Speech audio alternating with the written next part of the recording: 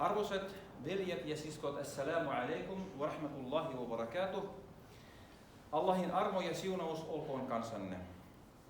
Tämän viikon tiistaina 16. päivä alkoi uusi islamilainen hijri-vuosi 1448.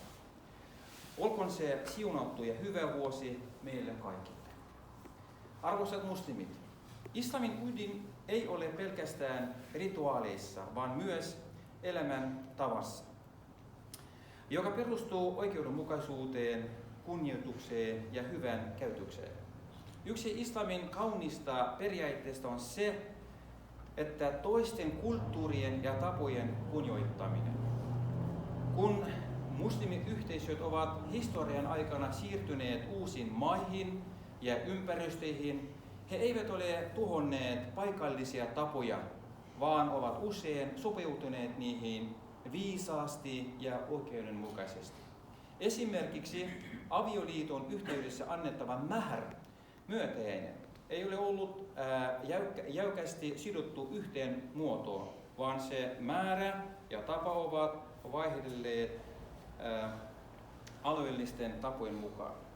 Toinen tärkeä esimerkki tästä periaatteesta on Ashura-päivä.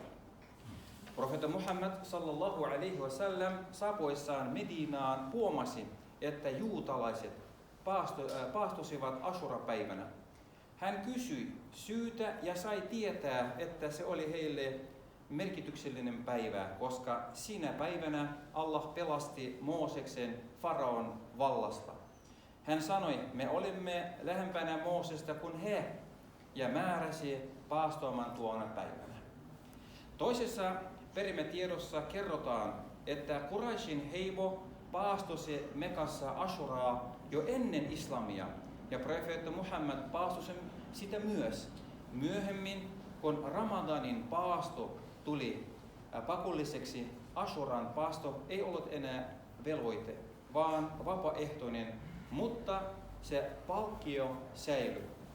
Profeetta Muhammad sallallahu alaihi wasallam sanoi Ashuran paastosta, toivon, että Allah antaa anteeksi sille edellisen vuoden synnit. Hyvät veljet ja siskot, ensi viikon torstaina 25. päivä on Ashura-päivä. Olkoon tämä päivä ja uusi hijri-vuosi meille kaikille aika, jossa lisäämme hyvää, vähennämme pahaa ja lähestymme Allahia vilpittömästi.